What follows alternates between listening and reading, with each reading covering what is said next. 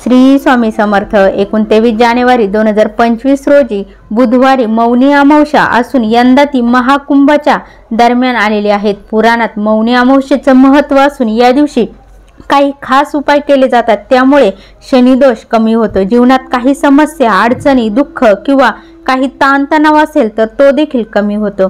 ते उपाय कोणते आहेत, ते उपाय कधी करायचे आहेत तेच आज आपण या व्हिडिओमध्ये जाणून घेणार आहोत। त्या अगोदर तुम्ही चॅनलवरती नवीन असाल तर चॅनलला सबस्क्राइब करा, व्हिडिओला लाईक करा आणि कमेंटमध्ये श्री स्वामी समर्थ अवश्य लिहा।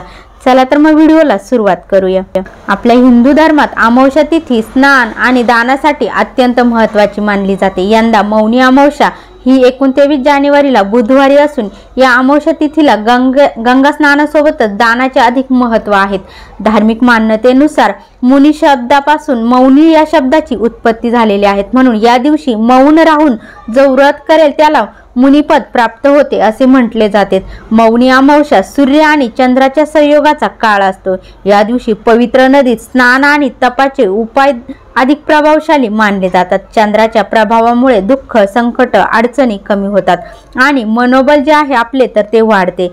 चला तर मग जाणून घेऊया की मौनी अमावस्येच्या दिवशी कोणते उपाय करायचे आहेत। मौनी अमावस्याला स्नानाचे महत्त्व। अमावस्या म्हणजे सूर्य आणि चंद्राच्या संयोगाचा काळ असून चंद्राचा प्रभाव आपल्या मनावर सर्वाधिक असतो। अमावस्येच्या दिवशी चंद्राच्या कमी प्रभावामुळे चंद्राकडून शोषलेली जी ऊर्जा आहे वाहत्या पाण्यात सर्वाधिक असते, म्हणून अमावस्येच्या दिवशी नदीत स्नान केले जाते।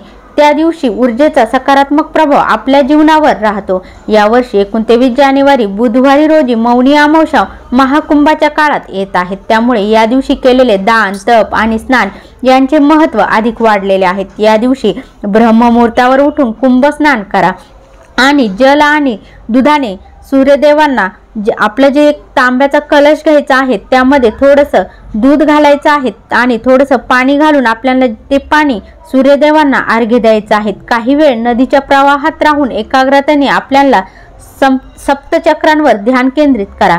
जर तुम्ही किमान 5 मिनिटंही हे करू शकलात तर तुमचा ब्रह्मांडाशी जोडण्याचा प्रयत्न यशस्वी झाला असे म्हणता येईल।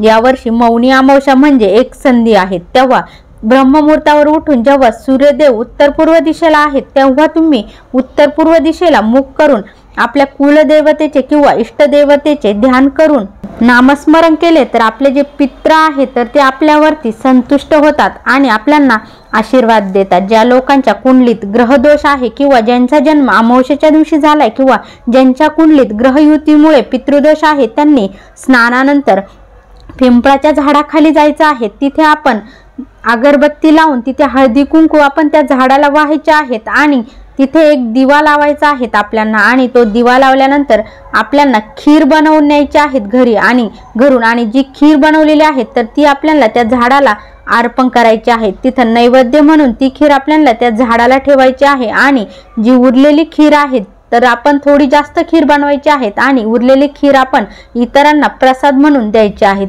मौनी अमावस्येच्या दिवशी भगवान विष्णूंची विधिवत पूजा करा, तसेच जसे जमेल तेवढे काळ्या तिळाचे दान करा। गरजवंतांना किंवा मंदिरात तुम्ही काळे तीळ दान करू शकता, त्यामुळे सुख समाधान मिळते। जर तुम्हाला पित्रांना प्रसन्न करायचे असेल तर मौनी अमावस्येच्या दिवशी पवित्र नदीत स्नान करा, त्यानंतर एका कलशात जल आणि काळे तीळ घालून महादेवावर अभिषेक करा। या उपायाने शंभू महादेवाची खास कृपादृष्टी आपल्यावरती राहते, तसेच पितृदोषाची समस्या देखील दूर होते। जर तुमच्या कुंडलीत शनी दोष असेल तर मौनी अमावस्येच्या दिवशी काळे तीळ दान करा।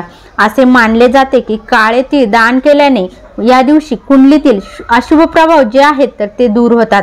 जे लोक मानसिक दृष्ट्या अशक्त आहे किंवा कोणत्याही प्रकारच्या डिप्रेशन मध्ये आहेत त्यांनी मौनी अमावस्येच्या दिवशी संध्याकाळी गंगा स्नान करणे आवश्यक आहे। त्यानंतर आपलं जे कंपाळ आहे मस्तकावरती चंद्राच्या आकाराचे चंदन लावावे, यामुळे मानसिक तणाव कमी होईल आणि आपले जे मनोबल आहे तर ते वाढेल। तर अशा प्रकारे या मौनी अमावस्येच्या दिवशी आपण छोटे छोटे उपाय करून आपले जे पित्र आहेत तर त्यांना देखील प्रसन्न करू शकतो आणि आपल्या कुंडलीतील काही ग्रह दोष असेल तर ते देखील कमी होतात। 7 पिढ्यांचे दारिद्र्य नष्ट होईल, गरिबी संपेल आणि भोलेनाथ आपल्यावरती प्रसन्न होतील। व्हिडिओ आवडल्यास लाईक, शेअर, कमेंट करा। चॅनलवरती नवीन असाल तर चॅनलला सबस्क्राइब करा। कमेंटमध्ये श्री स्वामी समर्थ अवश्य लिहा। श्री स्वामी समर्थ। जय जय स्वामी समर्थ।